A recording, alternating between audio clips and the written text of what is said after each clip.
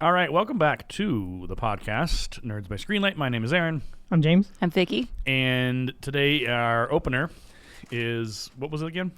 Would you rather have telekinesis, the ability to move things with your mind, or a telepathy, the ability to read minds? That is a good question. Or neither, apparently. James's look on his face is... No, I'm just like, I don't know. In that one, I'd probably just go like, give me telekinesis. I can move stuff with my mind Right. because I don't want to know what's going on in everybody else's mind. That's where I'm with you on this. Because like, I like there's one of those things was like what they talk about in the X-Men a lot, like Yeah. Professor X, Yeah. like when he was learning to use his powers, it messed with his head a lot because he was inside everybody's head, and getting someone's like unadulterated, unfiltered thoughts all the time. Yeah. And getting that from like everybody Yep. until you learn to control it, it would drive you absolutely insane. Yeah. And you'd probably want to be like one of those people like, I'm going to go live out in the mountains Right. far away from everybody Nobody can- because I don't want their noise I don't want to hear them. inside my Can brain. you imagine all the trying time. to sleep and everyone's thoughts are just like... Yeah, and then Hey, like turn say that you off. have a tired day where you're unfocused and you can't keep their thoughts out of yours. Yeah. It would just be like one giant mess. I mean, granted, it would be kind of handy in certain situations. Yeah. Where it's like dealing with other people and figuring out if they're lying to you or not and all Yeah. that kind of stuff. But it's like one of those things, no, like, because then you're going to see other things inside that person that maybe it's better you don't. Yeah. Yeah. Okay.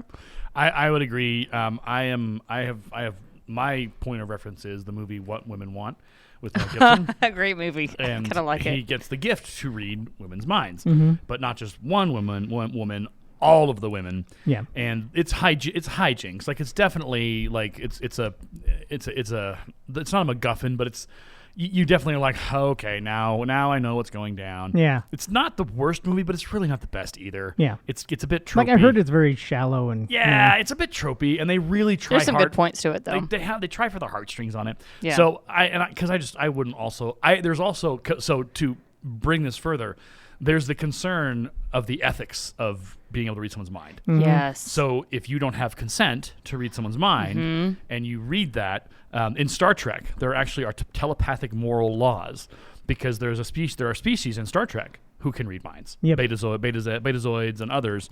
And Vulcans have the ability to mind meld, and so the Federation, I believe it's the Federation, has, and even Betazoid probably does as well, but they have telepathic moral laws. So that's a modern, like 2022 reflection of, okay, how would we handle this and how would we manage those unintended consequences? Yeah. And plus, it's just fun to move stuff. Like you could do the dishes without having to do the dishes. It'd be like 11 on Stranger Things. This Yeah. is literally her power. Yeah. I mean, without the government, without the murdering, without the death, without the being kidnapped, But like if you're Yeah. far away, you could just have something come to you from across the room. That would be awesome. So we're universally agreed. We all want Yes. to be able to move things with our minds. There's some things that we don't want to know. We Right. think we want to know. Mm-mm. Yeah. Yeah. We want to know what's No, in their no, head. no. Like I just yeah. And on that note, we're going to shift into another 80s classic, and this one is one that we all universally are excited to talk about Yes. because it is The Dark Crystal. I think is it Jim Henson's final film? It's like his magnum opus. Magnum opus, one of his greatest. They're all pretty good. So hold on, put all hands and feet inside the ride at all times, and get ready for Nerds by Screenlight as we address and tackle and talk about The Dark Crystal. Get nerdy with me. Talk nerdy to me. Get nerdy with me. All I really need for you to do is just please I get stoked. talk to me. Talk nerdy to me. All right, welcome back to the podcast as we delve into a 1982 epic, The Dark Crystal. We watched it today, myself and Vicki. James, when did you catch it? I watched it Wednesday night. Wednesday night. Okay. What was your because how long has it been since you've seen it? Man, I don't know, 20 plus years. Yeah. Something Same like for me. that? Like when I sat down to watch it, I was like, oh, I remember certain elements, like very few of them. Yeah. But I had forgotten the entire storyline. I was like, I don't remember how this works. No, I remembered most of it. I would say Yeah. it's just there's little like imagery and things like that where I was kind of like, oh, I didn't remember that. I Yeah. didn't remember that. But the overall story I kind of Yeah, remember yeah. because it's very simplistic story. Yeah. Let's be honest. It's not complicated. But Vicki had never seen it. or has been. I missed this train somehow. Yeah. No, I've never seen it. Yeah. So we both kind of came into it. What is interesting? So it's a lot like Labyrinth in the quality of the production and the it's Jim Henson, obviously. Yeah. Well, Jim Henson, Frank Oz, his whole crew just decided we're gonna push the limits. Yeah. And they do. Yeah. Like, so it opens and you like everything you see, aside from like some moments where it's a little bit of green screen, it's all practical effects. Every single thing you see on screen is practical. I was looking at the movement of the clouds at the beginning. I kept looking at it going, that's not CGI. Yeah. How are they doing that? That's it's neat. Natural effects or practical effects. And I think it's interesting. We look at a lot of modern movies because, like, if you've seen The Mandalorian, behind the scenes on that, they have this new method that they've done, where they basically have the entire background around the characters is projected or put on a green thingy. They have a specific name for that, but I forget what it is. But they've pioneered that, not just in Mandalorian, but in other shows, so that it does look more real. Like it actually, it's not like a green screen where you can be like, okay, well, there's the line, I can see this. And like that has been a helpful thing because it does retain the reality of what you're watching. Yeah. You're like, oh, okay, it doesn't feel like it's a CGI fake fest. But but there's limits. Yes. Yeah. Well, and that's the thing is that we talk about like the reason why the original Batman Nolan series, is it was all practical. Yep. They went practical. They went real. They went, okay, well, we're not going to have. I mean, I'm sure there is some CGI or graphic stuff in there that I missed that I'm forgetting. But everything was practical. Like everything happened. Like the truck flipping over in like the second movie, that was real. That was legit shot on scene in a city street at night with all the wire and everything. Like they had it all figured out. And you look at and so what I'm trying to say is the amount of sets that this movie has. Yep. And the amount of moving pieces in those sets, it's crazy. Oh yeah. Like you look at some of these scenes are only on there for maybe 5 minutes? Yeah. Like the scene where they're crawling through the castle at the end. Yeah. Like that hallway, like that cave with all the water dripping. Yep. You only see it right there. Right. And it's very short. Yeah. But like it's real. Yep. Like everything is happening in that moment. Well, I mean, they talk about this a lot with new Star Wars versus the old Star Wars. The old Star Wars, the first 3 movies that we have. Yep. There's your practical effects. Yep.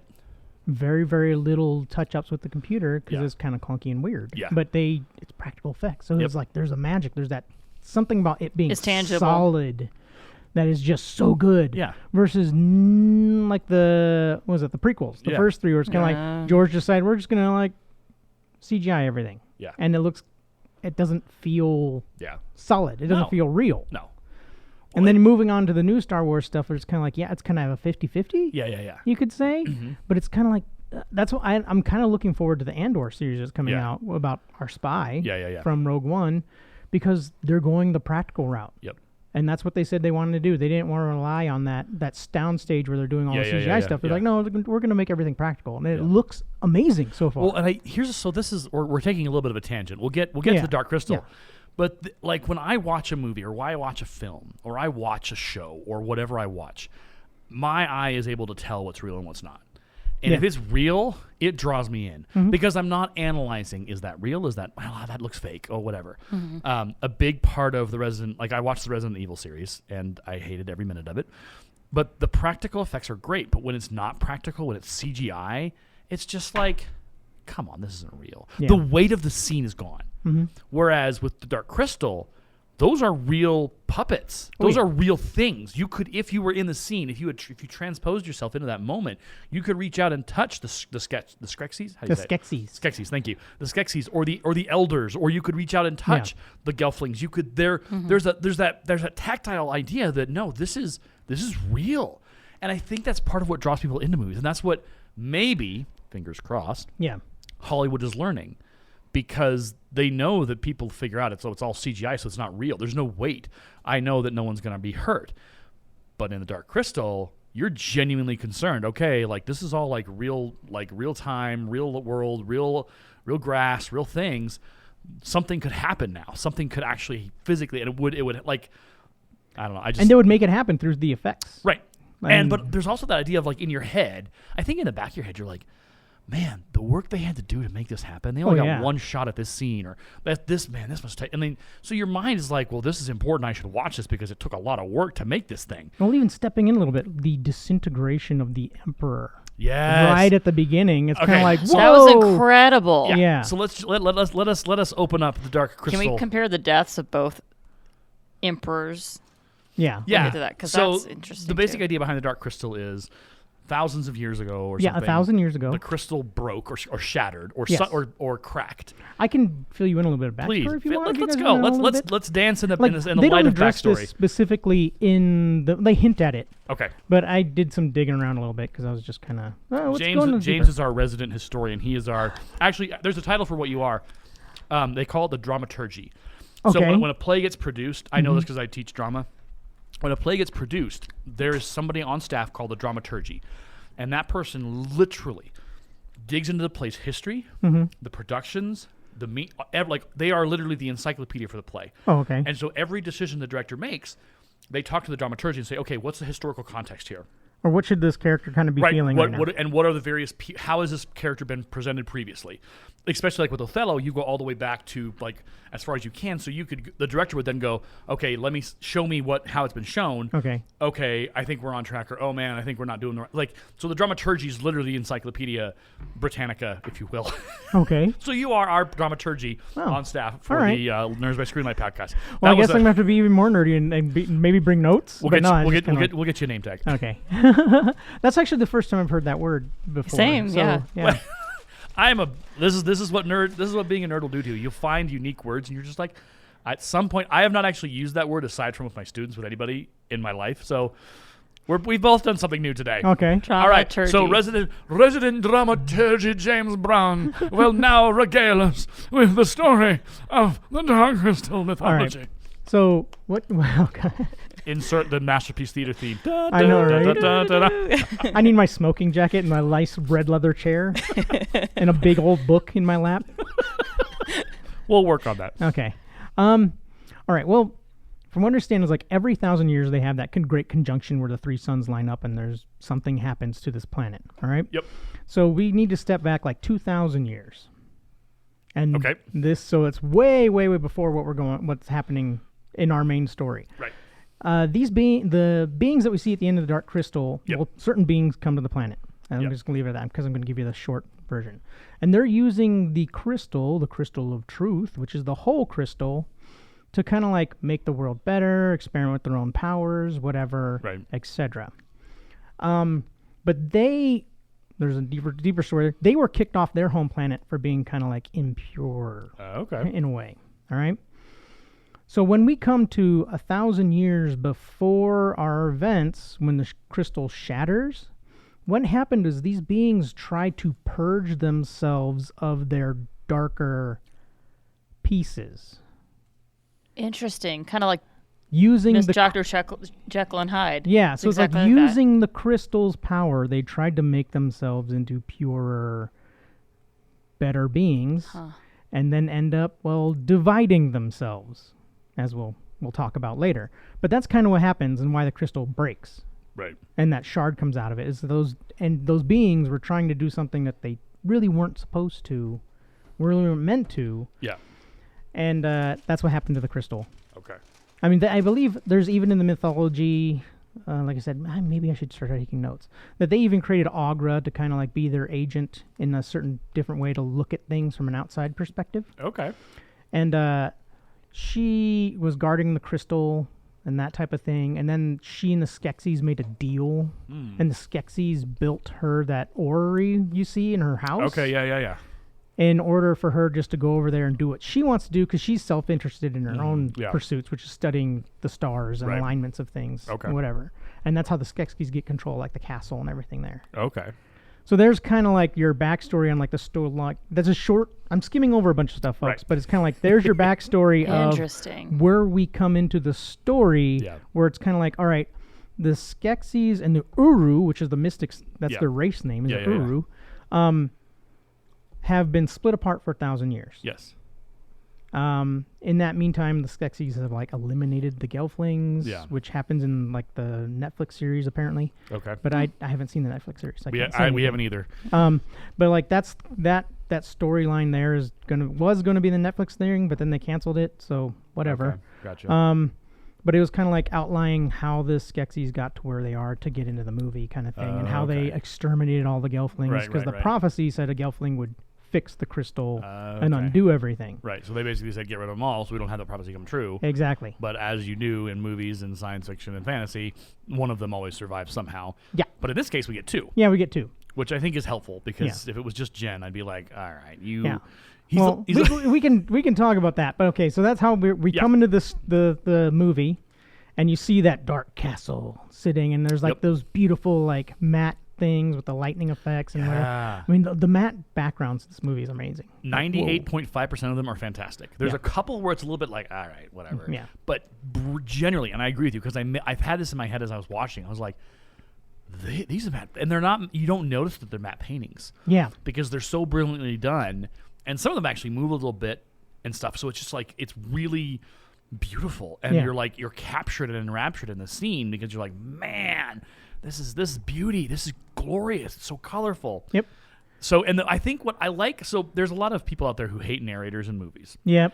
I think it works here, because we don't just get a blank screen with a bunch of words. We see things happening. Yeah. There is stuff happening on screen that it's not exactly what the narrator is saying. Yeah. But it's alluding to, those are the Skeksis, those are those guys. Yeah, it's paving the way into this. Yeah, Lord of the Rings does that too. That's kind of they do something similar. Well, but Lord of the Rings does it more in like flashbacks. Dark Crystal's unique because it does it as in the scene is playing. Yeah, the movie starts and it doesn't do flashbacks. It just is present day moving, and I like that, because not a lot of films will have the ability and the confidence and the forethought to say, okay, how do we catch our reader? How do we catch our viewers up? But how do we also like start right at the story? Yep. And again, Jim Henson and his crew are masters at this, because they know how to make movies. And that moment where the narrator says, "The Dark Crystal," the logo shows. Yeah. And you're like, here we go. And that brilliant score. Just so good. Like you don't find fault with it. There's no 80s riffing like Joan Jett in there. There's no synthesizer. There's no synthesizers. It is an actual proper soundtrack. It's actually what the sound guy wanted to do at the start too. He wanted to kind of mix the orchestral and some synth stuff to show like weird how the world is kind of broken. There's two sides of things. Yeah, nice. But then as they were going into it and you started seeing bits and pieces, they decided no synth, no electronic stuff. We're going full orchestral. But here's the thing: we talk about this as an '80s movie, right? Mm-hmm. But there is not a lot here. Aside from some of the green screen that you kind of like, it's like 2%, even less than that, where you're like, okay, I see that. But overall, if you sat a kid down and said, okay, watch this movie, and then you said, hey, when was this movie made? They probably couldn't tell you. They'd be like, well I don't know, like a couple years ago, or maybe 10, 20 years ago. But it doesn't feel like an 80s movie.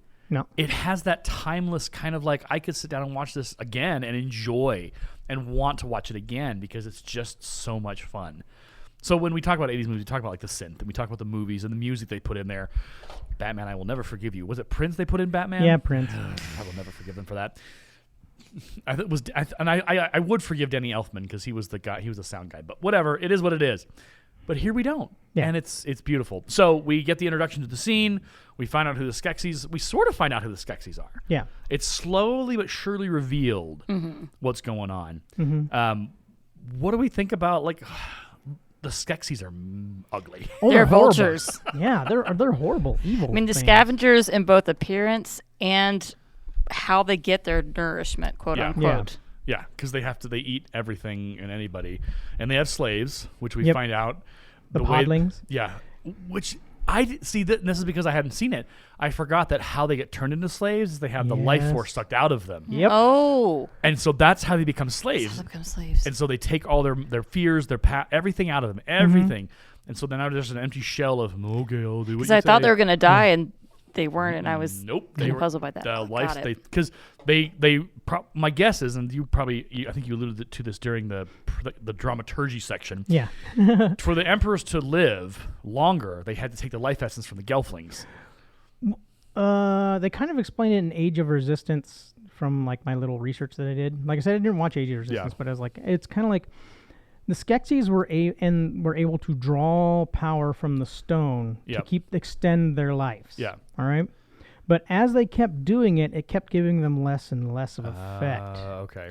Like it's like a drug. Yeah. So it's kind of like, oh, okay. So they were looking for alternate sources. Okay. And well, other living creatures would do the same thing. The stone is still kind of like the best version to keep them going. But still, it's like they can kind of temporarily. That's why like they have that little scene where he does drain the podling, and then the general who became the emperor, downs the juice, and he gets young for that brief period of time, and then complains because it doesn't last. Yeah, because podlings just don't have much like life force into them. As other creatures did. Right. That's why he like says like Gelfling was the best, because that helped them extend their life longer. Right. But still, the best one is the crystal. Just it's not lasting. That's why the Skeksis are trying to get to the next conjunction. Yeah. Well, because it's been 1,000 years. Yeah. You figure in 1,000 years, the effect of the initial whatever you want to call it isn't going to continue to hold. Like, and the prophecy. It kind of suggests like the prophecy, like there's an expiration date on this crystal situation. Yeah. With how it fuels them and heals them. So by the time the conjunction rolls around, the power of the crystal to extend their lives is probably drained, not as effective. They hint that they don't like it's kind of weird because like there's 3 ways it can happen at the conjunction. Yeah. Skeksis win. Okay. In which case the Skeksis, I guess, probably end up destroying the Mystics and then become the whole beings as Skeksis. So the evil wins throughout. Okay. One and done. Okay. And then they're eternal as evil beings. The other way is, like you could say, is the good way would happen, but it would still be imbalance, would be Mystics win somehow, even though they're pacifists. Right. So the Skeksis are exterminated, and then you just have those natural wizards, the Mystics, living out their lives and whatever, but the crystal remains unfixed. Okay. And then you have the third way, which is where they combine. Crystal fixed. Right, they all get put together. The 2 halves become whole. Right. And then those beings that were trying to fix themselves are back. Okay. And then they can leave the planet as it should have been before it started getting damaged and all that kind of stuff. Okay. So it's kind of like that's kind of like the 3 pathways that could have worked out. Mm-hmm. The one with the least chance of happening was the Mystics winning. Right. Overall, because they're really slow. Yeah, they're really slow. They're not violent. They even said they're natural wizards. They're at peace with the planet and its rhythms and things like that. So they're not really going to fight. Yeah, it's not in their character at all. Gotcha. Meanwhile, the Skeksis are like the highly violent ones because they inherited all the bad stuff. Yeah. That's why they're so good at like exterminating everybody else because they are like the worst. Yeah. Stuff that could exist in somebody given form. Right. I mean, that's also why it's like I think they made them as a horrible vulture kind of weird creatures that are all twisted. Yeah. That's where they're supposed to reflect all our negative stuff. Yeah. But they're also like terrified of Gelflings. Like there's this weird, like they're powerful, but they're also like Gelflings run, like you're here. It's this weird. They're shrieking like they're mice. Yeah. So it is like, and maybe that's the kryptonite idea. Like, okay, Gelflings are their kryptonite. Like there's only one thing they fear in this world. Yeah. Because they're not even afraid of what's her bucket. The lady they captured. Agra? Yeah, they're not even really afraid of her. Like she shocks them, and they're just like, oh, why are you talking like this to us? Yeah. But they also don't try and like hurt. Like they imprison her. Yeah. But they don't try to kill her, or they don't try and suck her life source out. She's just kind of there. Yeah, it's one of those weird things where Agra's character is Tone, the bell. Everybody go out for lunch. The Agra's character is meant to be more like a neutral thing. Okay. She's kind of just like an observer. Okay. So she doesn't. That's why it's like the Skeksis don't really do anything to her. They don't even try to drain her life force or anything because they know she's more neutral. She's not really a threat. Right. She kind of stands on the outside. Right. And well, you kind of said like there were the mythology is that they had struck a deal with her. Yeah. So she is known to them. Yep. But they know she's not powerful enough to do anything to them. Yes. So it's just like, okay, well, look, we're gonna we got you. You violated our contract because you let the Gelfling get what you want when he needed. Yep. You're going in the cage. We'll deal with you later while we worry about the bigger problems in this world. Exactly. Then they're paranoid of Gelflings because they've thought for ages. Yeah. They don't really give you a defined time. Maybe if they would have finished the Age of Resistance thing, they would have given you a time frame of when Jen and Kira appear. Yeah. But like the Skeksis were like, before our story starts long, they were like 1,000% sure. No more Gelflings. The prophecy cannot happen. Yeah. We're going to win. Yeah. Woo! Yeah. We just need to keep alive until we hit that point where we can have the next conjunction, and boom. Right. We win everything. Right. So that's why like they freak out when the Gelflings appear, because it's like this thing that shouldn't be here anymore is here and now, and they have the piece of the crystal. Yeah. Oh. Yeah. Dang. What I find interesting about that crystal is that it's just sitting there. Like, obviously they made a deal with her to hold it sacred and whatever. Yeah. But it's just hanging out. It's like, because you think about like with Lord of the Rings, like, oh, they got to go to the top of the mountain to find the thing. All he does is he goes to her and says, where is it? And she's like, oh, well, it's in this mix of pots in this pile somewhere. Find it. Well, I mean, this is like if we talk about story. Yeah. This is one of the weaknesses of this story. Yeah. Is our hero's journey isn't really a journey. Yeah. It's kind of like, oh yeah, the old mystic before he dies, the wisest one, as they tell us. Yeah. It's kind of like, go a day's journey. Yep. Pick up the shard. Yep. And then go to the crystal, heal it. Yeah. Bang. Yeah. And our hero character isn't very heroic at all. No. He's actually passive. He's like the weakest part. He freezes in danger. He just stands there like, oh, like move, buddy. But I think why they bring in, what is her name? Kira. Kira helps kind of balance that out. Yeah, because she's Kira's our hero. Yeah. She's all about action. Mm-hmm. Like, she's the one that says, oh my gosh, we need to get going. Hey, I'll find these animals. And she's the one that's like sweeps in to save her people. Yep. She's the one that fights. She's the one that like gets in the middle of things and ends up dying and then obviously coming back to life. But like and so I think it's interesting that she's smart. She speaks multiple languages. Yeah. And I think the duality of that, but also kind of the switching of that I think you're right, James. She is the hero. And it's an interesting, if you wanted to look at through a lens of like the damsel in distress and all that, it's almost kind of like they flipped it. Yeah. It's not the damsel, it's the hero's in distress. But it's not even the hero's fault. The hero's been growing up and learning how to read. He was excessively sheltered by the mystics. Yeah. Because I don't know if you're kind of looking at the long term, which is probably what the mystics are doing. Yeah. It's kind of like, well, if we win, or the Gelfling fixes things as they were hoping. Yeah. Well, then who's going to kind of shepherd the world to come? Right. You're going to need someone that knows all these things. Well, and so they're cramming all that knowledge in Jen's brain. Well, I think it's as we're talking, it's very interesting. So this is a literature structure of some literature. You have Jen, who is intellectual. Yep. He is book smart. He knows how to read. Kira doesn't. Yeah. True. She says, what does this mean? He's like, oh, well, I learned how to read. I know how to interpret this. So he's almost our brains of the operation. Yep. Not a lot of courage, he's not a lot of heart. But he's educated. He's likable. Like, you don't absolutely hate the dude. No. You're just kind of like, come on, could you just get some courage, buddy? Just need some gumption. Come on, man. But she comes in, and she's I've learned how to fight. I know how to defend myself. I'm action.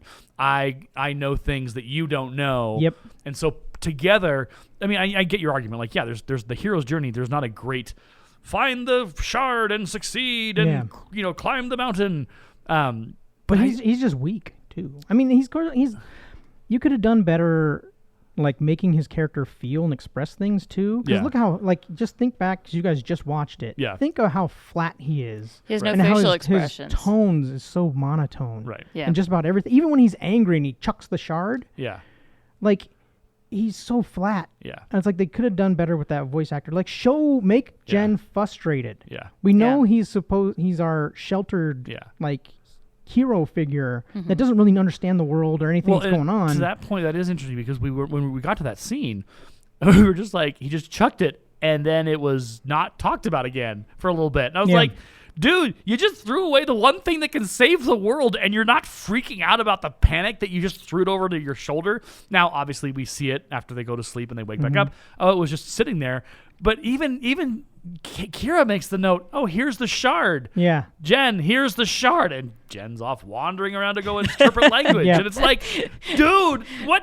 Like, in my head. Your head's in the clouds. Right. Wake up, buddy. Get the shard. We got to save the world. Yeah, because even, like, your master, the guy that you love the most, whatever, told you how important this thing was. Oh, my gosh, this guy.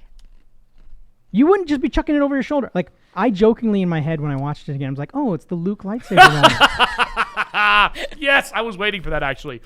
It does. Yeah, where he just Ray hands him the lightsaber, and he just hucks it over his shoulder. Can we just talk about that for what? Like we're gonna take a small deviation. Say what it is again. So hold on. So if you're listening right now, you're wondering where we're going. Just kind of continue to fasten your seatbelt. We're gonna deviate off the ride for a moment into a side corner. We're gonna get back on the main ride in a second.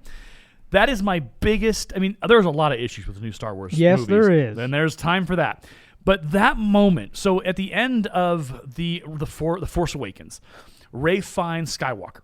And they connect the maps, and all the MacGuffins are put together, and she shows up on this big, gigantic mountain with water all around, and she has the lightsaber. It was the lightsaber from Mos Eisley, right? No, it's from Cloud City. Cloud City, thank you. That Luke lost when he got his hand chopped off. So she has that. It's basically Anakin's lightsaber. Yeah. So she has it in her hands, and she's holding it to him, and the I got the black lung. To cross another stream of movies. Yeah. She hands it, she's holding it out to him, and The Force Awakens ends. Yeah, they give you this epic moment where like, yes, Luke. And then it ends. And it's like, okay, now we have to wait for the next movie. Yeah. The next movie, Rian Johnson, may your name ever be, I don't even want to say cursed because that's really mean, but I would say cursed. Okay, we'll split ends. We'll compromise on like that. I mean, it's just my take on it because Episode 8 is so bad. It is really bad. So then Episode 8 starts with she's holding it out to him, and it's like da da da da da, and then Luke takes it, looks at it for like a millisecond, and then just tosses it over his shoulder. Yep. And the audience and watching it, I was just like, what have you done? Yep. And it didn't get any better from there. Who are you? What have you done with Luke Skywalker? At that moment, I stopped trusting my narrator in that movie. Mm-hmm. Or the director who's telling me the story. It's like I stopped trusting. It was like, that is like the opposite of what Luke would do. Yeah. You've subverted my expectations so much that you've created a whole this is no longer subverting, this is destroying. Yeah. You have, and not even just destroying, but like punching me. Yeah. Like, I'm gonna subvert your expectations. Puh, you want to see more? I got more for you. Puh, this is for subversion. And you're like, this is not fun for me. I don't like getting punched in the face repeatedly, narratively with Please offensive stop things. punching me in the face. Right. And that's what that whole movie was just getting punched in the face repeatedly. And then they tried to fix it with the next one, and it didn't go as well for them. Yeah. It tried so very hard. It's like a cute little puppy. You're like, oh, you're such a good boy, but you've made such a mess and you couldn't fix it. Yep. Anyway, so now we're back on the main ride. Yeah, coming back to the Dark Crystal. When he hucks that crystal, it's kind of similar, the same thing where it's kind of like, no. Yeah. And you'd leave it overnight? Especially like when your hero character, like, his master told him how important this is, all this kind of stuff, whatever. And it's kind of like he just flatly, like, he raises his voice just a little bit, but not enough to feel like, you don't feel emotion. Right. And he just chucks it. And it's like, And so it's the one who should be the most angry. Yeah. Because this is after they escape the Gartham, capturing all the pod people. Yeah. Kira's the one that should be like absolutely furious. Yeah, why are you doing this? I'm gonna get the thing. True, I was wondering about that. Yeah, I was like, what are you doing? You're the one that's supposed to say something. And there's a possibility. And again, I'm not up as on the mythology as James would be, but perhaps it's a Gelfling characteristic where they know that they're safe. They know that no one's coming for them. Maybe they're like, oh, we'll pick it up in a minute. Like maybe there's a dynamic there, but it just kind of leaves an empty space of like I think because we come from the Lord of the Rings world, right? Where that ring, if it gets loose, it's over. Game over. Like, and that maybe why we're so all of us were just like, what are you doing? That's the ring. What? But maybe in the sense of this movie, it depends on who holds the shard or something. I'm not trying to make excuses or make it okay, but you could what about it? Whataboutism it out, I guess, in that way. It is interesting that like he does kind of just wander off into the ruins, and she's the one that picks up the thing. And goes after him with it. With it, yeah. So it's there are some points in this movie where you're just like, oh, Mr. Henson, I love you and your work, and you're a legend in your own right, but and all these character designs by Brian Froud. Oh my gosh, Brian Froud, look him up, everybody. His artwork and everything is amazing. He inspired all this stuff. He inspired a bunch of stuff from Labyrinth, all this kind of stuff. Brian Froud. Like legit. You shouldn't have been hidden in the background. You need to be spoken about more. Yeah, I agree. Froud. And I think that's the case for a lot of like art directors and people who create these ideas and these pieces. So yeah, where are we at now? I feel like we've jumped around a little bit. We've been jumping around. So where should we step back up? We talked about the Skeksis a little bit. Have we really talked about the Mystics? No, because they don't really tell you much about the Mystics. Yeah. They kind of like, here's the Mystics. They're nice, peaceful people. They look like salamanders that to me. believe in like studying Earth and planet and stuff, and they have 4 arms. Yeah. And a tail. And a giant tail. Yeah. Does Skeksis have a tail too? No. No. Like, you actually get to see the Chancellor when they strip all his clothes from him. Oh, like, yeah. Remember his twisted form? Yeah. Oh, that's all weird and raptory. Yeah. And, like, has, like, pustules and stuff on it. Should we talk about him for a second? The Chancellor? Sure. The movie tries, I think, and because I hadn't watched it, I wasn't sure what was going to happen. I had an inkling that it was going to be a trick, that he was just trying to get them so he could get back into the court and be back in his yeah, I clothing. totally saw through that. So, but I think it's interesting that he does try. He does try and be like, no, I want peace. I want peace. Mm-hmm. When the reality of it is he doesn't want peace. He just wants to be back in the court because he's so mad that he lost the fight for the actual emperorship. We did mention it earlier, but the emperor dies in just spectacular fashion. Yes. Well, this is your first hint where they have, like, that. Here's the connection of these two beings. Yeah, I was like, there's some interesting parallel going on. Why? Yeah. And then you obviously find out later that each of them had been split into 2 from one. It makes sense. And so when one dies or one gets hurt or injured, the other... They highlight that later when the scientist dies, and then you see they cut to that shot of the Mystics walking, and then the one just dies in the same manner in which the other one died. Yep. And it's interesting because the Mystics look, and they move right on. Yeah. Because they know what's happening. It's not like what's happened? Where has he gone? It's okay. Another piece of us is dead. Yeah. So yeah, I really like the duality of it. I like that they didn't go too hard into it. Yeah. Because you could have a movie that would do that, where they'd be like, oh well, ha ha ha ha, this guy does this, and then it affects this guy, and then you could really overplay your hand. But in this movie, 98.9% of it is even keeled. Yep. It's done well. It's done in a way that's not overhanded. They're not shrekking their way through it. They're making it a well done story. Death of the Emperor. That's where we're just at. Great creators. And it's like in Avengers Endgame, where everyone gets smoked away or whatever. Yeah. Turned into like the ash kind of looking thing. But here, because it's practical, they had to build in and either they did it where they had it be like built up and then they reversed the film and had it collapse, or what I suspect has actually happened, they actually built in a collapsing skeleton somehow. structure. Yeah, it's amazing. Where they could push buttons and it would. Because what they probably did is they had wires attached to the pieces of the body, and then they probably were underneath it, and then they would just or like pulling them out and it collapsed. And then you have like dust that you have on a squib trigger with. It is creepy as heck and unsettling, because it's not like whatever, but like it looks real. Like this dude is dying, decomposing really fast in front of us. I like how he's like, I am still emperor. Yeah, don't touch my scepter. But it is kind of clutching on his power to the end. It's like, no, he's so bitter and angry and evil. You're not saying so and so is my next successor. Right. There's no succession plan. There is a fight actually later, but I think it's also cool that they don't overplay it, but it's like he's dead now, and now who does what, and how does that work? And it shows us that. It doesn't tell us. They go, okay, well, who will be emperor? Well, there's 2. It's kind of like the Pope. Yeah. There's 2 popes. Someone's got to win. Oh my gosh. The sketchy popes. And so then they have and this one was a weird one for me.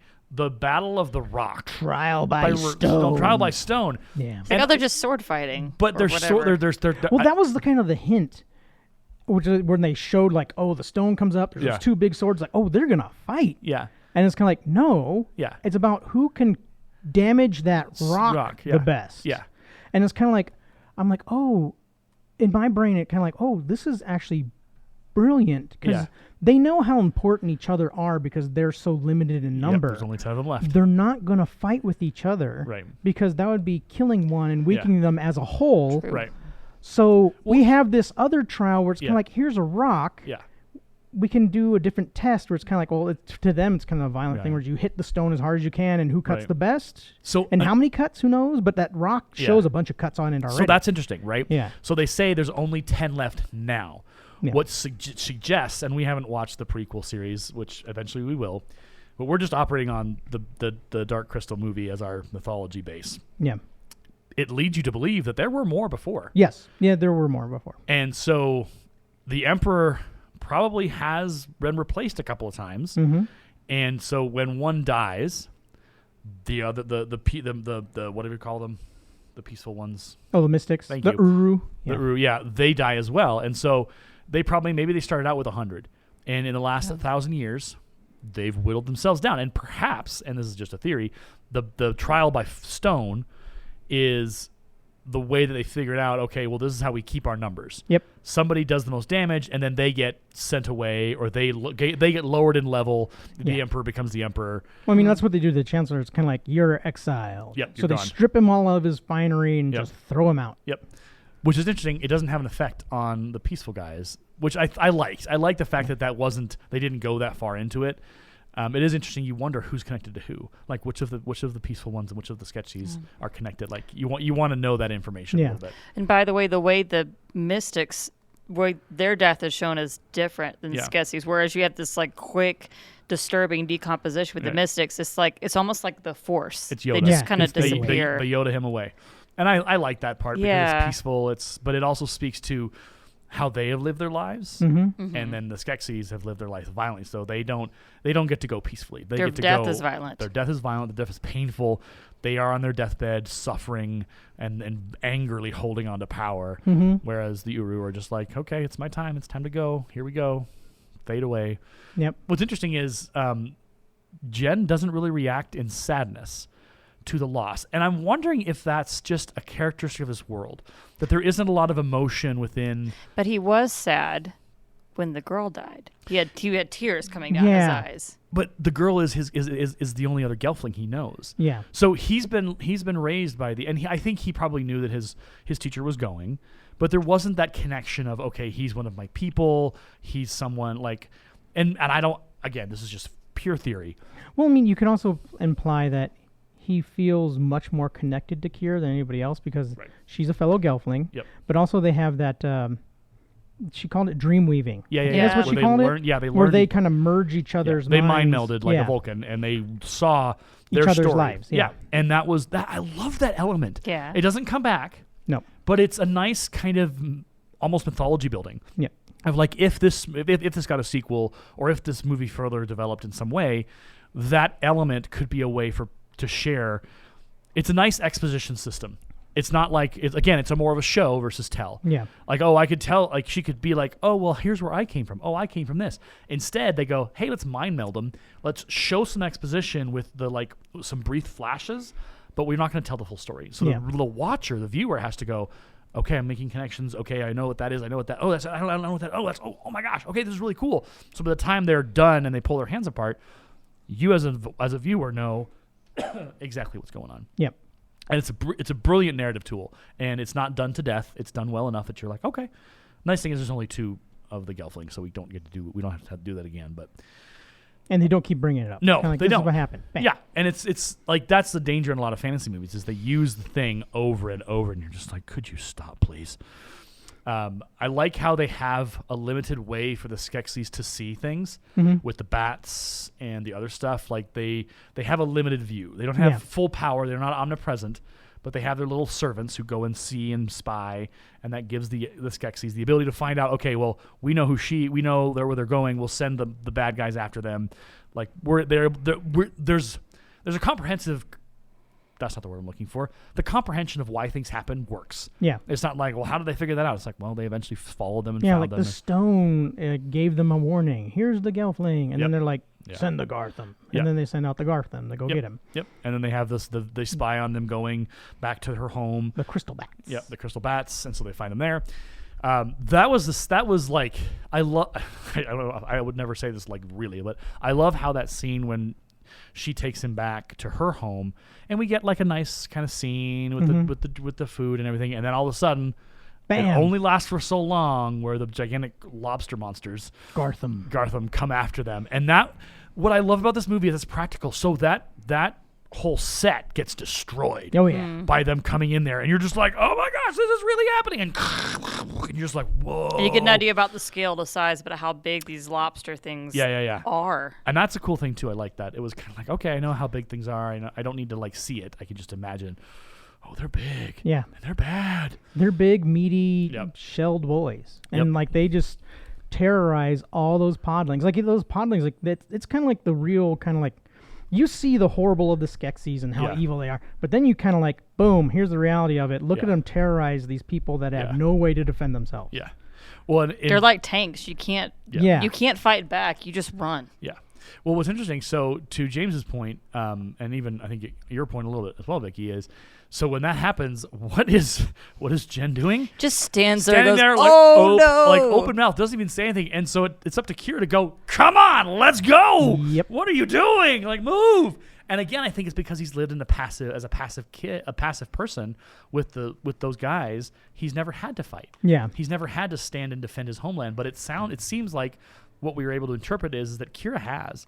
Yeah. She's had to fight. She's had to like get. She's seen this her entire life. Enough to run. Yeah. Where it's kind of like, no, we just need to escape. Yeah. Run. We can't save it. We can't fight them. We just got to go. So they flee, and I think this is at the point where they get to the ruins, and the crystal gets tossed, and we have that whole conversation. They read she reads the prophecy to her, and then they have that chat with the Chancellor where he's trying to convince them, I want peace. And he's got that weird, oh God, the Chancellor's voice is so creepy. Yeah, his little like, oh man. I remember that from my original viewing when it started up, and I was just like, oh, I remember this part, and I get it. But I thought it was funny. It's just like, like. Well, it's. Yeah, like a cartoon villain. The text, the capture. Nope. Captioning. Closed captioning. There it is. The captioning says that he whines. Yeah. But it's not a whine. Yeah, or whimpers. Whimpers. But it's not. Yeah, it's not a whimpering. It's a. It's like an intellectual. Yeah. And I think it's creepy. I love it because it does make you just not like him. Yeah. You're like, you are a creepy person, and I don't like you, and I don't like when you're on screen. But that's the power of good writing is if you give the antagonist some good quality stuff, your viewing audience is going to be like, he needs to die now, please. Yeah. So who am I that I'm like, he's cartoon creepy and I kind of liked him? Well, you teach elementary school, so let's be very honest. Let's just be very honest. I mean, I did teach fifth grade for a long time. And you do teach at an elementary school now. I do. I enjoy it. So I teach high school, and my literature world is, it's not that yours isn't rich, but mine's like a lot more elevated. Like I'm like, oh, I hate this guy. Anywho, so you almost get a moment where Jen almost says yes to the Chancellor. Yeah, where he's listening to him, and you're kind of like, are you actually going to go for this? And I love that moment because you don't, like, I had not seen this movie. We haven't seen this movie in a long time. Yeah. So sitting there and watching it going, are we actually going to get this to happen? Because I was trying to remember, does it happen? Does it happen? I was like, I guess I'll just find out. And I love how the movie plays with that. It doesn't do it like, you know, in movies where it's like, it's drawn out with like music and it's like dun, dun, dun, dun, dun, dun. You're just like, could you make a decision, please? Here, it's done so well that you doubt it and you question it for maybe 2 to 3 seconds tops. Yeah. Mm-hmm. And then he's like, no, we're leaving. Rah! And like, you're just like, okay, that was an appropriate amount of conflict resolution. It was very quick. But it was like, you had enough doubt where it didn't just happen right away. It was like, he might actually be thinking about this. Well, I mean, because in the scenes before that where the Chancellor makes it like obvious that he's saving them from the Gartham. Right.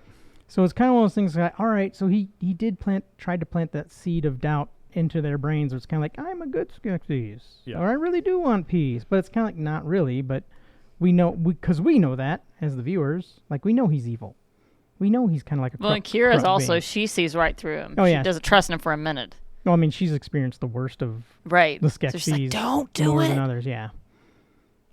But I mean, it's good for our sheltered hero who doesn't know much of the world. Right. Maybe he's changed. Yeah. Yeah. So then they escape and they find their way to the castle via the really awesome design, like Striders. Yeah. What I love about it is, so this is again 1982. So obviously they're using puppets. They don't have a lot of ability with like green screen because it would look weird, and they were going for practical. But I noticed this, and then Vicki was like, oh, yeah. So when they're running, in the scenes that are, like, far off, you can see that the puppets are literally strapped to these things. Yeah. They're not actually moving. They're just kind of... Yeah. And then when they do the scenes, and I talked to Vicki about this, like, they would literally have, like, a place for them to run, and the cameras would run alongside them. They're actually engaged and talking and moving around a little bit. Yeah. And then you cut over to the long shot scenes, and you're like, okay, that's just a puppet strapped to a thing. Yeah. So it does take you out of it. But again, in 1982, I'm pretty sure people were just like, that's so amazing. Wow. Oh, yeah. And they weren't going, oh, that looks, you've pulled a, We've pulled a Legolas in Lord of the Rings: Return of the King kind of deal, which I'm still mad about that. Well, I mean, these even years then, later. it's kind of like some of these movies. If you watch them on an old CRT, lower definition TV, right, you're not going to see it. They look amazing, and you don't really see all these right. flaws. But now in our high def world, right, 4K world, it's made us cynical. Yeah, it's kind of like, oh, it's terrible. It's the dark side of It technology. doesn't look people. good. It's kind of like, well, but for the most part, to that point, this movie, like I said, 98.5% of it. It still sends up. It's yeah. good. Like the quality holds. They did the transfer really well. But that is just kind of like, I was just like, oh, I see it. I see the holes in the wall. And so then they get to the castle. Yep. And they see. Wait, hold on. Can we bring up the fact that Kira has wings? We're getting there. Oh, I thought we were there. Sorry. So at the castle, they show up. They see the halflings are being taken are being the pulled. podlings. Podlings are being podlings. Sorry, halflings, podlings, whoeverlings. So then Kira rushes in to try and save them. She doesn't even think about it. And Jen's like, "Wait, no!" And he's like, "Oh, okay, I guess I'll go." And those Striders, they can fight. They got some they didn't you don't really see them kill a Gartham, but they're able to kick really hard because their long legs. So it's kind of like, they're kicking the Gartham around and knocking them around. They take one over the edge. Yeah. Both of them go over the edge and die, yeah. presumably. But the Gartham is too powerful, and it does take down and eat and destroy them and leaves Kira and Jen against the cliff. And this is where Vicky's, what she was mentioning, we find out that the girl Female Gelflings have wings. Yes. And so she's able to fly him down. And it's handled so fantastically. Yes. Mm-hmm. They get to the bottom, and he's like, I don't have wings. He's like, because you're a boy. Yeah. No explanation needed. No, Just move on. They're just moving on. And it's almost like she knows this as just like instinctually. Yeah. And maybe because when she met him, she's like, oh, he doesn't have wings. He must be a boy. Like, it's just a natural piece of that and how effortlessly it just happens. And you're just like, you chuckle when she says, oh, because that's your boy. Well, I mean, it's like another extra bit where it's kind of like it shows how Jen doesn't really know anything. Yeah, he can write, he can read, but he's not like knowledgeable in the world, whereas Kira probably has had that knowledge and experience and learning about herself and things, and so it's really kind of fun. So then they fly down and they creep into the castle through the sewers, I guess. And they run into the what's his bucket? Chancellor, and he's like, "No, peace." And but then he grabs him. And then he grabs him, and then somebody stabs him. Jen jabs him with the shard, I believe. With the shard, in his hand. and he bleeds, and then one of the whatever they're called. The Mystics bleeds in his hand. I should have this written down at some point. The Mystic he's my hand. And then the Chancellor buries Jen under a rock slide. Yeah. Like legit buries him. Like when it first happened, I was like, oh well, he's just like cut off from them. Yeah. And then we see the Chancellor take what's her bucket? Kira, thank you. Kira to the thing to take her soul. And it's intense. This soul thing is that no device it's probably the thing that stuck with me most from when I watched it as a child. Yeah. How scary that device was. Yeah. It's like, we are strapping you into a chair and we're going to suck everything that makes you out of you. Yep. And the thing about the puppetry and how they do it is with both the Gelfling. Podling. The puppets are built in a way that as the life is sucked, you see the difference. Yeah, there's like terror in their eyes the whole time. Yeah, terror. Their eyes turn all white, and then their cheeks sink in, and everything. And what's interesting about the Kira thing is it does do that to her a little bit. Yeah. And so from when her life is sucked out to when she magically is able to summon all the animals. Well, she can speak to the animals. Right. It's something that they talk about, and she screams, "Kamalea!" Yeah. And freeze them all. But after she's off, when she escapes, her face has changed. Yeah, like you she's can not quite what she used to underneath be. her eyes, you can see dark lines. It's a little gaunt, gaunt, and they keep that through the end. Mm-hmm. So when she reappears, you go, "Oh, this wasn't a temporary thing. That part of her life is gone." Yeah, and so then while that's happening, we find out that no, Jen is actually buried. Yeah, and Fluffy saves him. Fizzy. Fizzgig. Call him Fluffy. Fizzgig Fluffy saves him, and he gets out, and he gets his hand on the shard, and it's interesting. I love how how the damsel in distress thing was flipped originally, but now it's flipped back. Yep. So he's like, fight them, Kira, fight them. Well, no, yeah, he yells to her to resist, but also Agra's telling the girl what to do too, because Agra's kind of like, I don't want to be in this cage. Awake the animals, get me out of here, get me out of here. And I love because when Kira and Jen originally meet, she does summon the animals out of the water to get him out. Like and so it comes. I like that it's not just a one thing here where it does serve a purpose. It doesn't just happen once to be a MacGuffin. It's like, oh no, she does this. She did it before, but we get to see the power expanded to the point where she can get them to free themselves and basically take the Skeksis into the fire, which was fantastic. And then obviously our Elder One. Mystic One. One of the Uru. I can't remember these Well, names. they call them the Mystics. Yes. Like that's kind of like they title them there, but their real name is called the Uru. Okay. But yeah. So the Uru. So they never really say Uru in the movie though, but it's just that's what they're called. The mythology of and it. according to Jim Henson's notes and stuff. Well, Jim Henson he's the master on this one. Yeah. So the Skeksis goes into the fire, then the Uru light just bursts into flames, and then everyone just kind of looks at him and goes, "Okay, moving on." Like he's gone, it's over, and it was kind of like, and so there was a moment of confusion. So Jen gets in and escapes and on his way and climbs up, and he gets into where Kira was, and what's her bucket is there just like fiddling with things, and he's like, "Where's Kira?" And she just kind of points. In my head, I thought she was like sitting somewhere.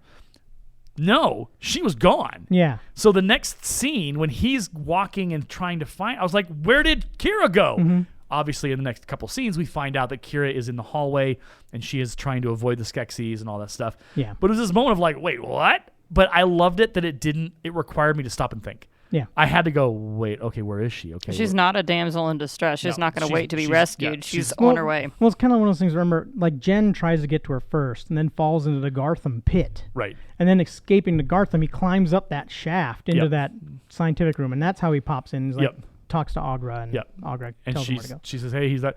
But you can see she's not really motivated to do anything. She's kind of looking at things, trying to see if there's anything she can salvage. Remember, Agra is neutral. Yeah. She doesn't really care. Right. What happens isn't really going to affect her too much either way. She's like, but she does make a point when they come and try to ask what happened. She's like, there's no time. You got to go. Yeah. Your time's running out. She told Jen what's up. Yeah. And she wasn't bluffing. Yeah. Yeah. And so that's why it's like she's probably more miffed that this guy isn't taking it more seriously. Buddy, get your act together. Yeah. Come on. Get moving. And like I told you the time frame. Right. Time frame's now. Like it basically, if in that scene, if she would have had a watch, she would have been like tapping it and being like, "Go." Yeah. Time is running out. Clock's ticking, buddy. Move, move, move. So he goes, and they both end up in the throne room. And this is where things get chaotic. Yeah. And in the most awesome way. Because now they see one Gelfling. Oh, there's a Gelfling. Kill her. And then they see Jen. Yeah. There's two Gelflings. Kill him. And so Jen jumps onto the crystal, but he drops the shard. So the shard hits the ground. And so then Kira, does she jump down? She jumps down to get it. But what I love how this works. I mean, obviously we know she lives, but they kill her. Yeah.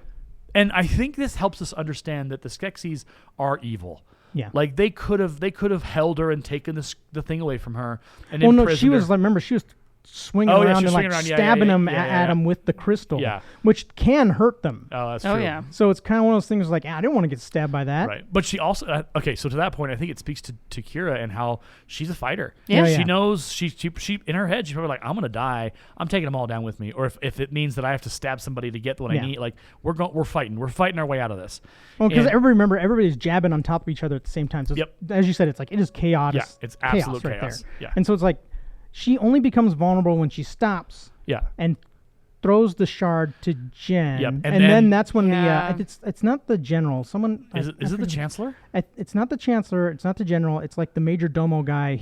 He's the guy with the deep voice that sometimes shouts out the rules of certain things. Yeah. Like, he's the one that commands the stone there. He pulls that knife. It's not even a hesitation. No. Like in some movies, like the scene would be like dun dun dun dun. Yeah, and then effect. No, it's just like she's done.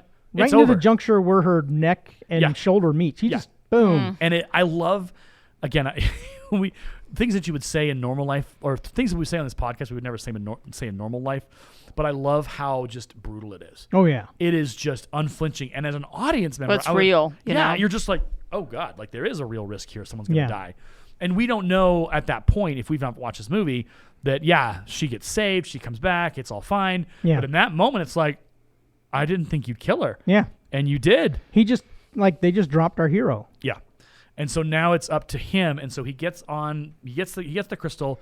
The conjunction happens. Yeah, conjunction is occurring. The light beam is coming down, and he takes that crystal shard and slots it. Well, I think what's interesting, so he this is that moment where he has tears in his eyes, and he looks at Kira, and as the conjunction finalizes, I think we see that true emotional anger and rage, and I'm going to save the world. She died for me. This is my revenge. Yeah. Here we go. Don't waste her life. No more negotiations. No more negotiations. This is it.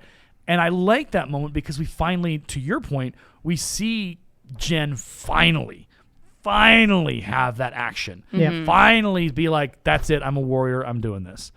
And I love that part of it. I love that just happens. And it's just like a satisfaction. It's like in Neverending Story when, what's his bucket? I don't do names very well, apparently. It's always what's your bucket. When the kid puts his hand, like is riding the dragon and has his hands up. And it's a gif. Yeah. Everyone, yeah. Like it's that moment of like, Geesh! Bastion. Yeah. So it's really cool. And the movie, like, it's pretty quickly folded up. Yeah. We find out that these two beings. Well, I mean, you get the moment where the mystics finally enter the room. Yep. And they take their places around the stone because they know what's happening. Yep. And the Skeksis try to flee. Yeah, but they can't get away. But they can't get away because the light beams hit the stone, hit the mystics, and then the mystics turn to face their counterparts. And they pull them together. And they pulls them together and makes the two whole. Yep. So that's why the prophecy had like layers built into it. Not very deep, but there's layers. It's like the crystal becomes whole. Yep. And the Skeksis and Uru become whole into the original beings. What was once broken is now whole again, or whatever. Yeah, and then the main guy admits, like, we messed up. We messed up. And I like that that's there because it's like we caused this and we are now making this right. And the world, and I love how the cathedral breaks apart. Yeah. It becomes what it is meant to be all along. Becomes that big, shining, cathedral-ish shit, kind of like just beautiful thing. I love it because I would have to do more research on the behind the scenes, but I'm guessing they only had one shot at that. Because they would have to rebuild the whole thing for the breaking effect. Yeah. And it's all practical. There's no CGI. It's all happening. You're seeing physical pieces of this thing fall apart. And it ends, and it just ends. Yeah. It's over. There's no like postlude. There's no like ending scene. Yeah, what we get is the powerful beings like say we messed up, whatever. Yeah. Here's our little bit of story. Yep. They bring Kira back somehow. Kira's back to life because hold her close because she's part of you. You're all one. They give him that little message there. Yeah. And it's like, we made mistakes, whatever. We're gone. We're leaving you, the crystal of truth, the whole crystal, to kind of shepherd or do with what you want to with it. We're leaving. And they take off. And then that's it. Credits. And you see the credits roll, and you get to see the world green again. With that huge crystal castle as it's supposed to be. It's perfect ending. We don't need to see a second scene. We don't need to have the after credits, whatever that they put in some movies this years. The one thing I love is as the Skeksis are being pulled away or destroyed or whatever, all the podlings that had their life force sucked out of them, they return. Their eyes are bright again, and they're we're alive. And I love that they included that piece because it helps you understand once that curse is broken or once that moment. The reunification happens, everything returns. Yeah. That life essence is not. I mean, you could just use your own word. The things that were broken are now fixed. Everyone has their life essence back. I love this movie. It's really good. The weakness parts, obviously, there's very few of them. Yeah. But it's just you get to the end and you're like, that was a great story. Like, I want to see that again. I want that feeling. And we've talked about this, like the movies we watch, like the Neverending Story, and you're just like, that was good. That was worth it. These are childhood movies. Yeah, and they're meant for children. Yeah, like this is kind of like something I believe very strongly with Jim Henson's like words on this, where he's kind of like, children need stories that inspire them, give them hope, and show them like the importance of goodness and kindness and all those types of things. But they also need to see and be scared a bit. Yeah. They need to have have that darkness kind of like shown to them too. Yeah. Which is why they made the Skeksis so horrible as they did. Yeah. Where it's like, this is what happens when you give in to all the darker stuff. Yeah. I agree. And I love how Jim Henson does that. It's a moral message. Yes. It's like, no, the world is a good place if you do the right thing, but if you are awful and evil and mean and cruel, it will eventually reflect on you. Yeah. And you will eventually become that, both physically and mentally. And you'll have that effect on the world around you too. The world will become darker, and people will not want to be in the darkness with you because they'll be like, I don't know, you're angry. Yeah, he was a big proponent, like just fought against. No, don't edit children's stories. Yeah. No, leave that darkness, like the original Grimm's Tales. No, leave that in there. Yeah, it's there for a reason. Yep. Well, those stories were written in the day and age that they were written because people needed kids to understand this is the dark, this is the bad. There is evil in this world. Mm-hmm. You need to be afraid of it. You need to want to fight it. You need to like stop it, put a hold to it. And sometimes I think we don't do that as much in this modern age in ways because we're all about, I call it the whataboutism. Like you whataboutism in a way. You're like, oh, well, that's fine. No, that is a bad thing. Why are we whatabouting that? Like, we're not going to cross into that territory particularly long, but does that make sense? Like, it's just like, there is bad stuff in this world and we need to stand against it. And I think all those stories, the 80s and the older stories, they give us that plan, I guess. Plan's not the word I'm looking for. Format? Exposure. I don't know. Guideline, maybe, perhaps.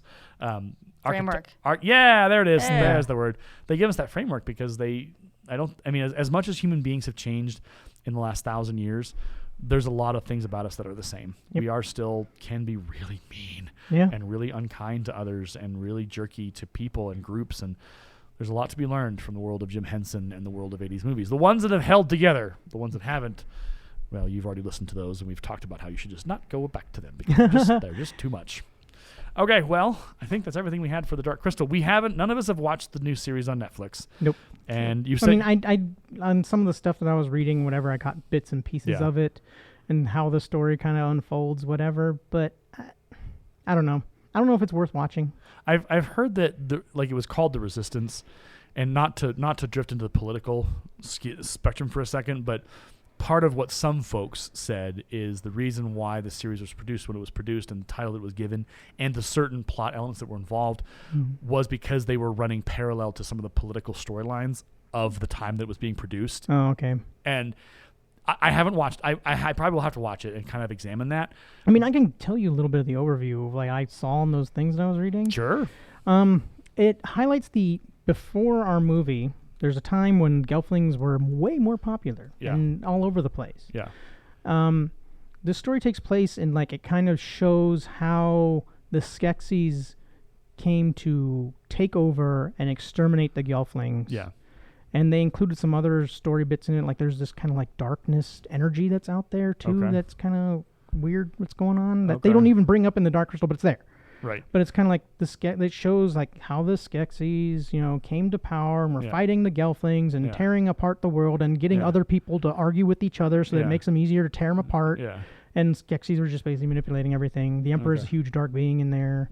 They don't really do much with the Mystics as far as I know, but it's like the Gelfling try to 4 clans that are arguing with each other and then come together. It kind of throws away the more pacifistic side that we saw in the story of the Gelflings with Kira and Jen, not really being violent characters at all. Yeah. Because the Gelflings are using swords and things like that, and supposedly they have a sword that's 2 swords that forged into one that is meant to kill Skeksis. What? And and the sword gets broken. How those swords are gone. Okay, so let's talk about this for a second. This is like I said, I don't know all the details, but I'm saying it's looking at what I saw, I'm kind of this is betraying what was came before. Yeah. Well, so this is the danger with prequels.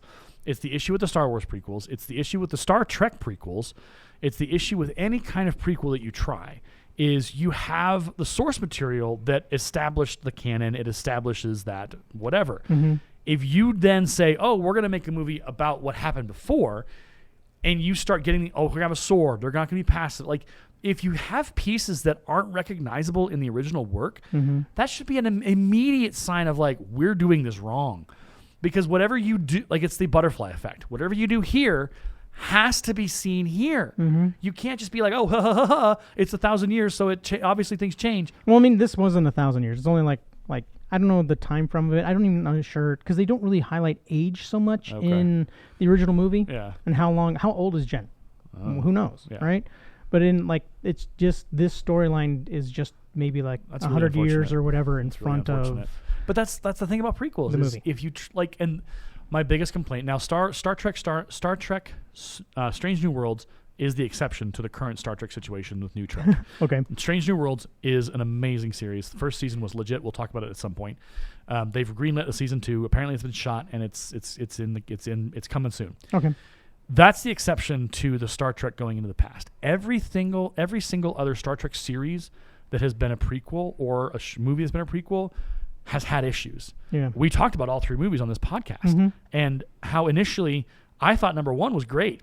But then after I sat back and did it with you, I was like, what in the world? And even like number 3, I was like, yeah, it's pretty good Star Trek movie. And then we sat down and actually dug into it. And I was like, oh my God, no. Yeah. This is terrible. And so that's the danger when you try and take an existing property and go into the past. Because the past is the past. And the beauty of Star Trek is the past was referenced in shows and episodes and movies. But it never needed to be fleshed out to the point of like, oh, we need a whole TV series about that. The beauty of Star Trek is it's always been about the future. And, you know, your people out there are probably rolling their eyes. Oh, you're just a gamer. You can disagree with me. That's fine. Yeah, like we our opinions are opinions. This isn't like fact. Yeah, they're not. But I mean, if we had Jim Henson sitting down here next to you and we were able to pick his brain, oh my gosh, that'd be amazing. That would be amazing. But I mean, there's so many questions I'd have for that man. Right. But it would be one of those things where it's just kind of like he could tell us what he meant by certain things. Yeah. But unfortunately, obviously, he died many, many years ago, and so the new Dark Crystal series didn't have Jim Henson. I'm sure Brian Henson was involved in pieces. Yeah. I'm sure some of the original guys were there, but the danger. I mean, it had his name stapled to it. So Brian had to be involved. Right.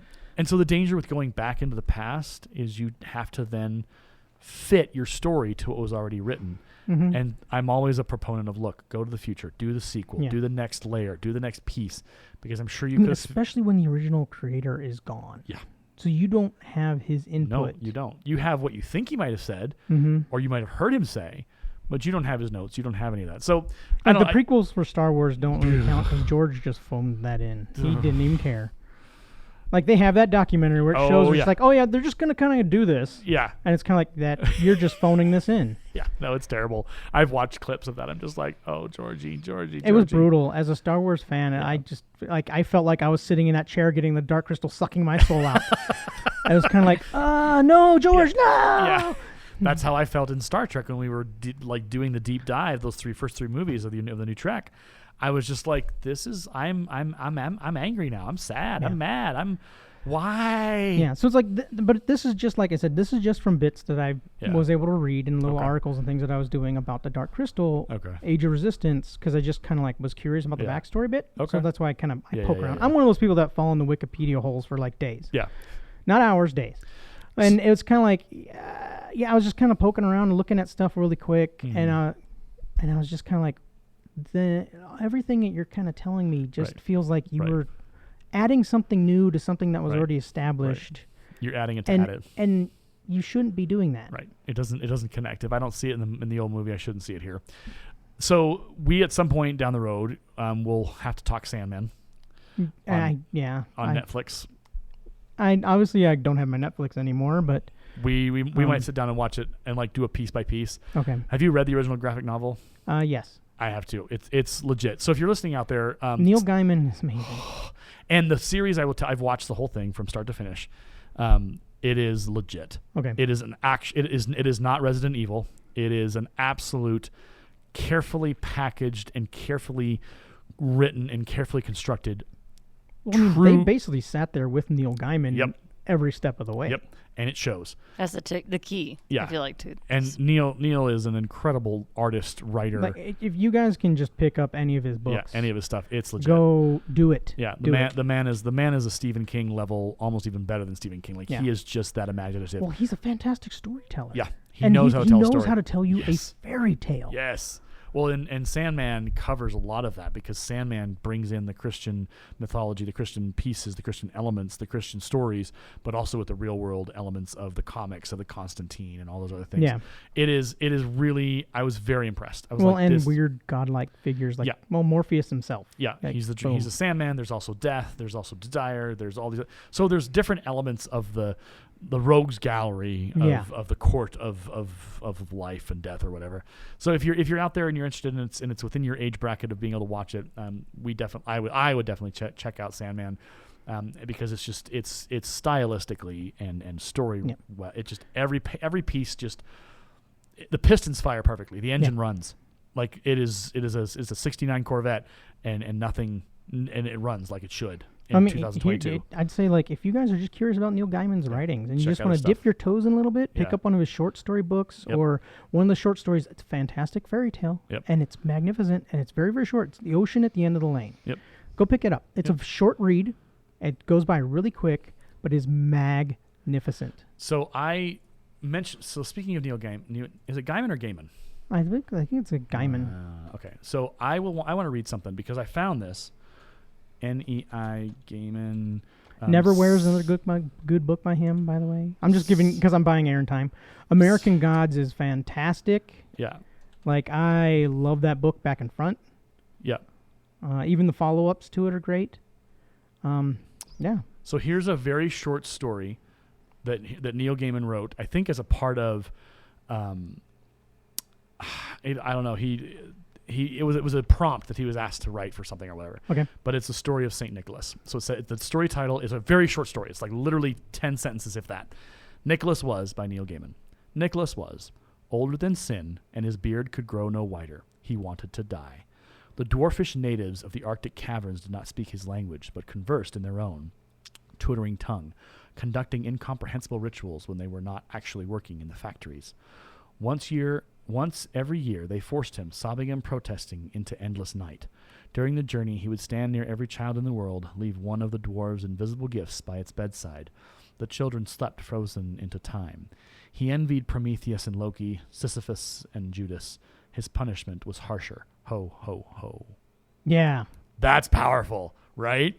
You think about... He sees a slave to the elves. No, not a slave, but a slave to the endless.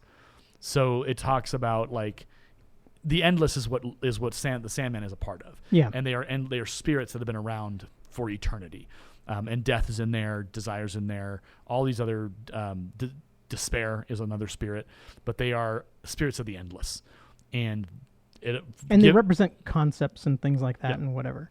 So here the endless night, they I think is not the natives forcing him, the dwarves forcing him into this. I think they is the controlling spirits of the world. Yeah. That's literally a short story. Like that's it.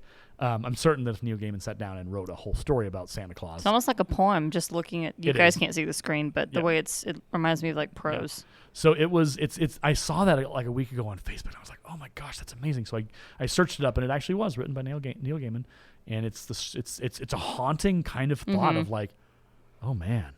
That's a Santa Claus story I didn't expect to have. That's a different take, right? That's a different take. But yeah, it's really cool. I get a kick out of it. And Neil Gaiman, like you said, he is a legit legend, and he is worthy of your time and your reading. So we'll see what we're going to talk about next week. We'll sit down and converse. We still need to cover Spaceball. Yeah, we do. So we were going to have our mini talk about Doctor Who. Yeah. Maybe that's next week. Spaceballs and Doctor Who. Okay. Space and time and the 80s and the 90s and everything. Well, and actually Doctor Who was in the 80s too. 60s and 70s. Technically, yes. So we'll do a space and time episode next week where we'll try and tackle some Doctor Who and Spaceballs. It'll be delightful. Any other nerdy things we want to talk about before we close this out? Not really. Yeah. We good? Not much going on. Yeah. I'm kind of interested in the D&D movie, but not. Still not 100% bought into it. It's a little tricky. I'm kind of worried about it because it's Chris Pine, and you never really know what they're going to do with it. Well, I mean, every D&D movie is just total flop. They've never made a good one yet. No. That's unfortunate. And on that delightful bombshell, sure to encourage you in your nerdy ways. I'm going to go play Dungeons & Dragons tonight, folks, so hey, whatever. It's all good. Yeah. James is still strong in his D&D world. Yeah. All right. Well, that's a way to end. Go and create. Go and read. Go and explore the world of imagination and creativity, and seek what brings you joy in those worlds of the unknown and the unthinkable. Exactly. Go be happy. There you go. My name's Aaron. I'm James. I'm Vicki. And this has been Nerds by Screenlight. We'll see you in the next one. Take care, everybody. Good night. The raspberry flapovers will be out in a moment. The kitchen is closed. You've been listening to the Nerds by Screenlight podcast, presented by Create at Morgan Productions, located in Fort Morgan, Colorado, USA. For more information on our production house, other podcasts hosted here, and further details, please visit www.createatmorgan.org. You can find us on Twitter at the handle CreateAtMorgan. Create at Morgan is a school club at Lincoln High School, our alternative education campus in Morgan County. Our sponsor is Aaron DeLay, a language arts teacher at Lincoln. Send any feedback to adelayedteacher@gmail.com. Thank you for listening to our podcast.